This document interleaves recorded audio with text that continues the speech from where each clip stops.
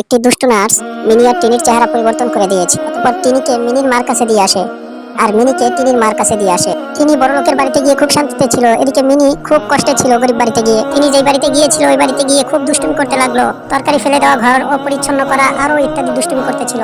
এমনকি মিনির মা ঘুমিয়েছিল, তার চুলও কেটে দিল। অতঃপর সে ঘুম থেকে উঠে দেখে তার মাথায় চুল নেই। সে জলদি ডাক্তারের কাছে গিয়ে ওষুধ নেয়। ওষুধ নেওয়ার ফলে তার মাথায় পুনরায় আবার চুল গজিয়ে যায়। তিনি এটা দেখতে পেয়ে সে ওই চুল কাটা মেশিন দিয়ে তার শরীরের সমস্ত লোম ছেটে ফেলে দেয়। অতঃপর দুষ্টু টিনি নিজেকে দেখে খুব অবাক হয়ে যায়। এইটা মিনির মা দেখতে পেয়ে দ্রুত চুল গজানো ওষুধ নিয়ে এসে টিনির গায়ে দিয়ে দেয় এবং টিনির গায়ে লোম গজিয়ে যায়। টিনির গায়ে যখন কালো লোম দেখে তখন সে অবাক হয়ে যায় এবং সে বুঝতে পারে এ আমার বাচ্চা। সিসি ক্যামেরা চেক করার পরে পিছনের ঘটনা দেখতে পায় এবং সেই দুষ্টু নার্সকে উদম কেলান কেলায়। অতঃপর মিনির মা টিনির মার কাছে গিয়ে টিনির মাকে সবকিছু খুলে বলে। অতঃপর চুলের রং পরিবর্তন হওয়ার মেডিসিন তাদের শরীরে দিলে তারা পরিবর্তন হয়ে যায়। বন্ধুরা, সাবস্ক্রাইব, লাইক এবং কমেন্ট করুন।